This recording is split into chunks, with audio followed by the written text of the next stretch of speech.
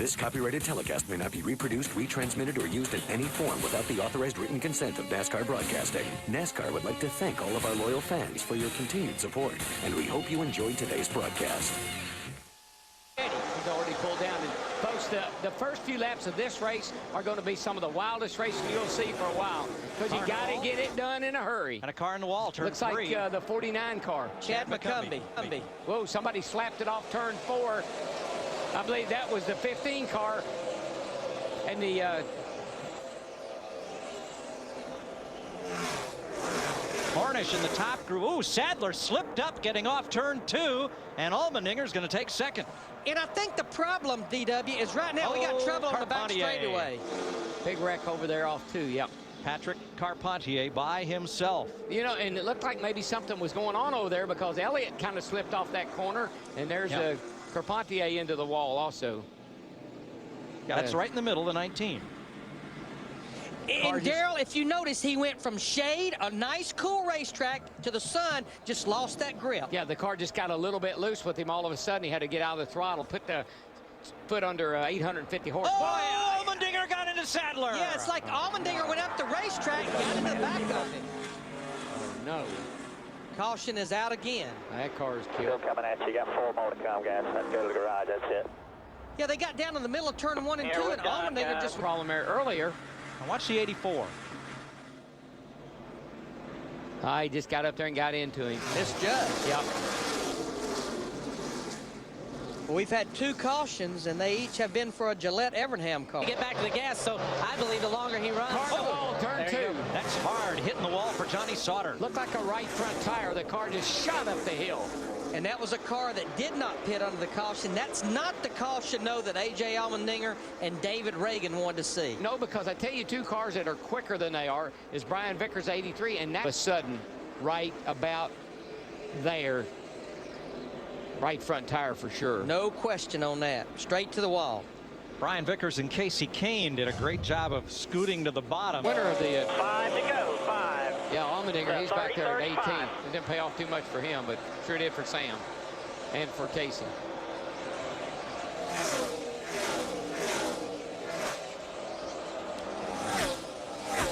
Well, I wonder what it means for next weekend in the Coke 600 if the winning driver in the All-Star race is the driver who gambled and did not take on tires. I tell you what, I'm impressed by that call. I I am really, too. really You got am. about 8 car lengths on them.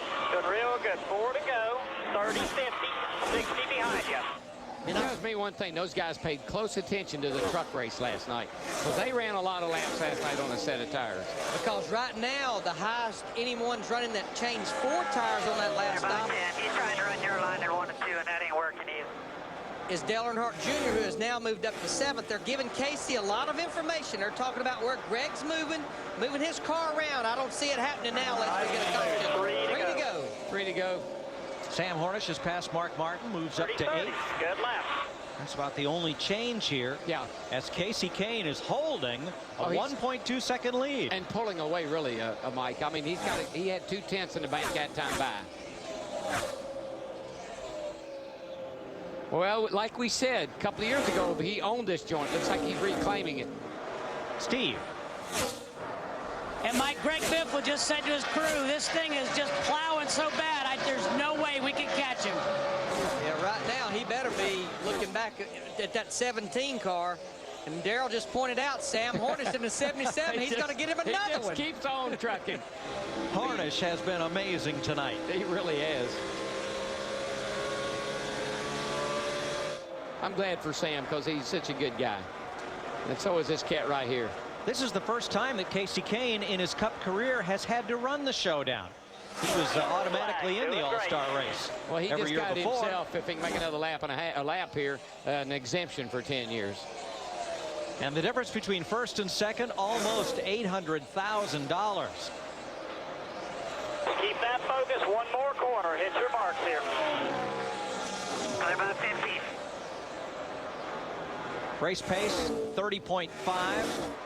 Only 3 other cars are running that. And here comes Casey Kane, the fan favorite, wins the Sprint All-Star race. Oh, by the way, young man, this bud's for you.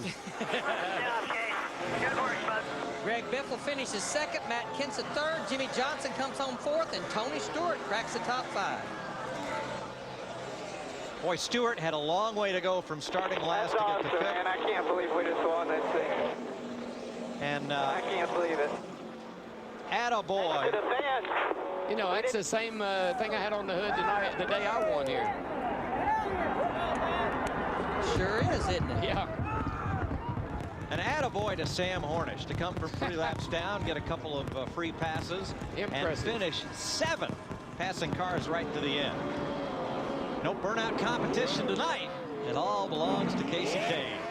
I'm sure we'll see quite a burnout here, though, by this I don't know time. if he's got enough rubber left on those tires to do a burnout. Attaboy. Scorch him. Scorch him, Hads. This is the first all-star win for Gillette Evernham Motorsports. Yeehaw. Casey Kane's last Sprint Cup win came right here in October 2006. Since he hadn't won in 07 or 08, he didn't get an automatic transfer into the All-Star race. So we know for the next 10 years he won't have to worry about running the shootout. One thing if you think back to Phoenix, how This copyrighted telecast may not be reproduced, retransmitted, or used in any form without the authorized written consent of NASCAR Broadcasting. NASCAR would like to thank all of our loyal fans for your continued support, and we hope you enjoyed today's broadcast.